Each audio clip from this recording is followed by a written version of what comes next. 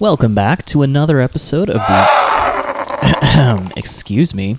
Welcome back to another episode of the Ark Switch Survival Guide. Today we are going to talk about this really rude, obnoxious duck sitting on my shoulder called the Hesperornis. Now, I have a real love-hate relationship with Hesperornis. They are very helpful, but they're also very rude and difficult to tame. Seriously? You're just gonna poop during your introduction? Okay, you're done. You're done. So pretty soon we're going to need oil for gasoline to power our generators and other things in our base, but normally to get that you have to explore the deep, dangerous oceans or go into the frozen Arctic wastes. But if you have a female Hesperornis, it will actually lay eggs that can be cooked in a cooking pot to produce 12 oil per egg, which is enough to power most of the things we need in the base. So I love that about Hesperornis. The problem is they are incredibly difficult and frustrating to tame, and a lot of people just give up. Now, Hesperornis are a passive tame with a twist. You actually have to kill fish and drag the fish to a Hesperornis in order to tame it, and it's a very difficult process. So we'll teach you two separate techniques for taming two different Hesperornis, and we'll teach you how to use yourself as bait to catch fish, and how to use an Ichthyornis or seagull to catch fish, which will be 10 times as effective in taming a Hesperornis. Now, the episode after this one will teach you how to tame that seagull, but by the time you finish watching this episode, you should have enough information to have a very effective tame on your own Hesperornis and start your own oil factory. Now, you may remember in the last episode where we tamed a velociraptor, we actually ran into a couple of Hesperornis paddling around in this lagoon. Now, I usually keep a dead fish in the middle of my taming pen on my raft fortress because sometimes if you run over a Hesperornis and you've got a dead fish in the boat, it will actually try to grab the fish and glitch right through the floor.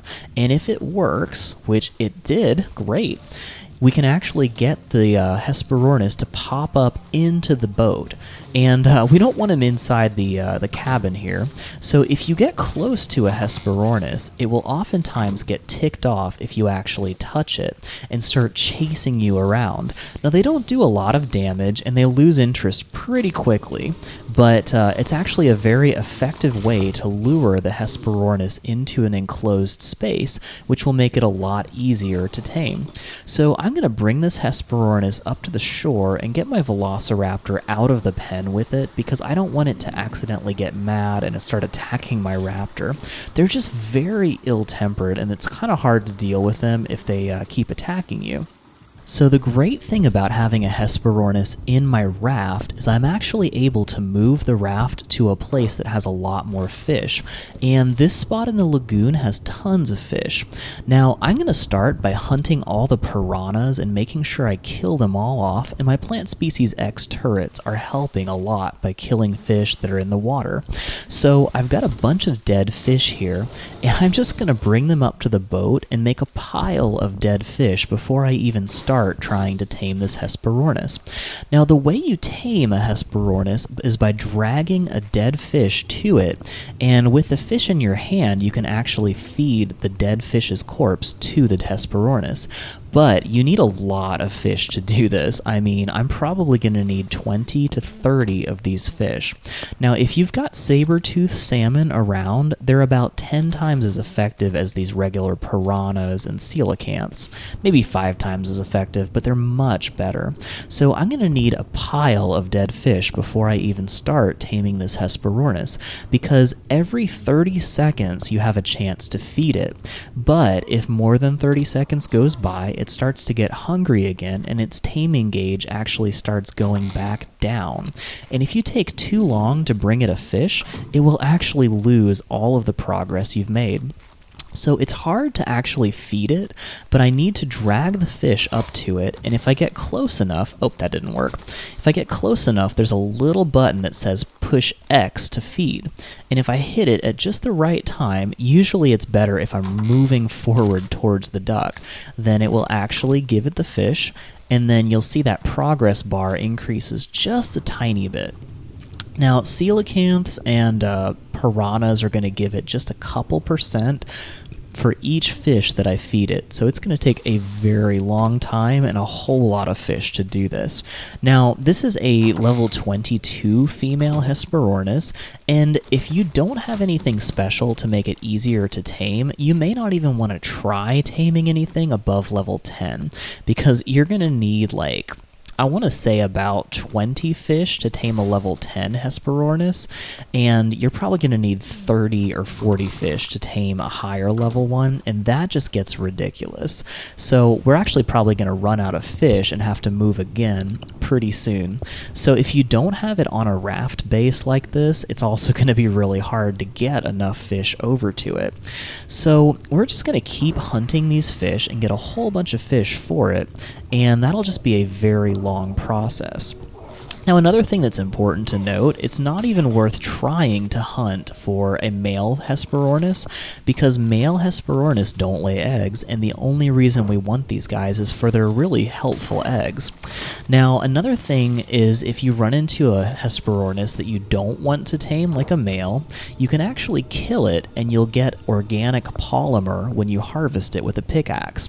And organic polymer can be used to make things like a ghillie suit, or it can be substituted for regular polymer, so you don't need to use the obsidian you normally would to actually get the polymer. So that's some stuff to note before you even start taming a Hesperornis. Now, I highly recommend, if you are going to tame one, that you get a seagull first, because the seagulls make it so much easier to tame. And I will show you how that works in a second. But for now, just be warned that taming them without a seagull is extremely difficult and so time-consuming. I really wish I hadn't even tried with this level 22 Hesperornis. In the end, she almost wasn't worth it, but she will be paying off for the rest of the game as an egg factory to make all the oil that I need. So it should be worth it in the end, but it's definitely more of like a 45-minute to an hour tame using this method, whereas if I had a seagull with me, I could probably tame her up in about 15 minutes. So, after taming this guy for a very long time, we finally gave her enough fish to actually get tamed up. So, once you've tamed a Hesperornis, you can hit X to pick it up, and it becomes a cool little shoulder pet. It will actually ride on your shoulder. You can double tap X really fast to throw it down onto the ground. So there you go. We have this little duck that sits on our shoulder and whispers in our ear. It looks like such an evil little creature, doesn't it? Now, because she was so hard to tame, I am probably never going to let her out of my base. She's just going to be an egg factory and just keep producing oil. But Hesperornis have another interesting thing they can do.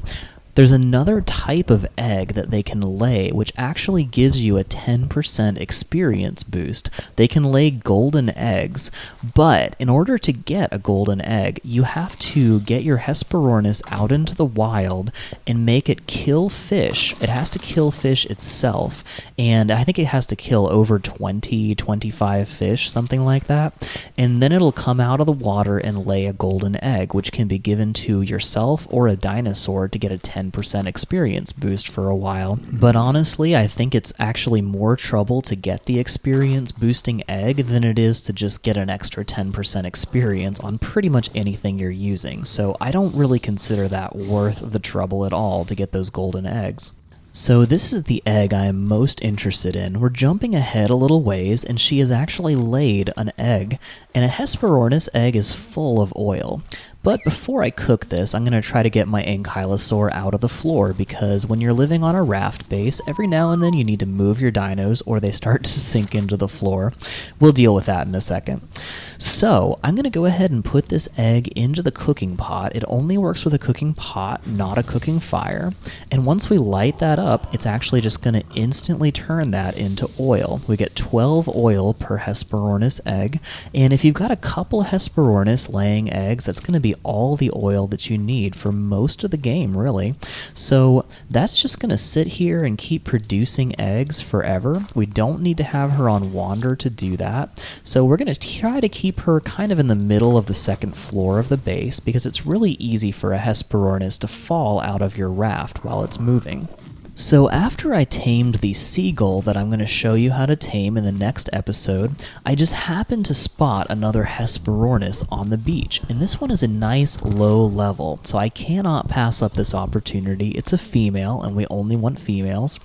So in the next couple episodes, I'll teach you how to catch a seagull and use it to hunt fish and get this cool little golden glow around them, which actually dramatically increases their taming effectiveness.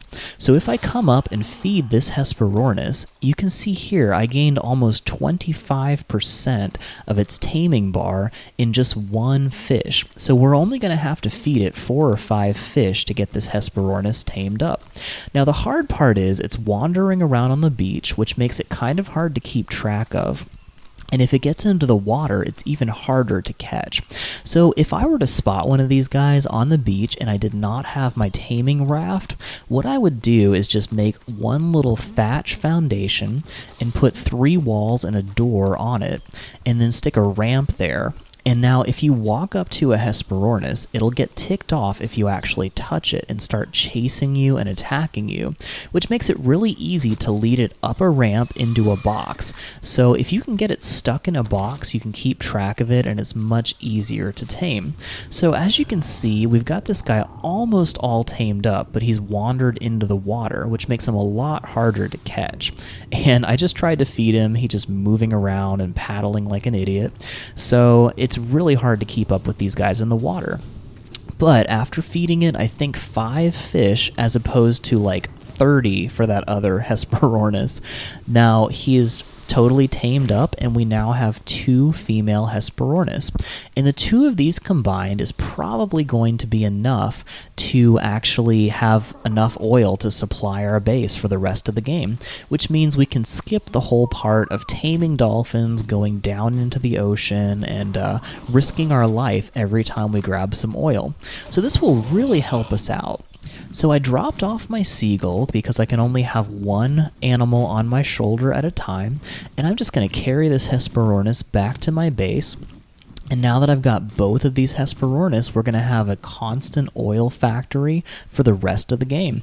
So that is what's so great about catching these little Hesperornis. I hope this was helpful, and please like and subscribe to this channel if it was, and drop a comment if you have any questions, and be sure to subscribe because we are getting very close to that 900 subscribers where I'm going to do a Bob Ross painting on the side of a Brontosaurus. We'll see you next time. Thanks so much for watching this video from the Ark Survival Guide.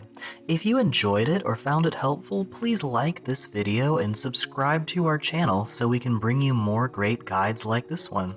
Ark is an amazing game, but there is so much to learn before you can really enjoy it.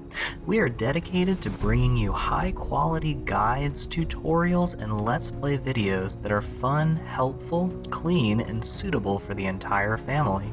There's a tutorial in this series for everything we have done so far in this video. Check out these playlists for more episodes from this series and other guides to help you enjoy your journey on Ark.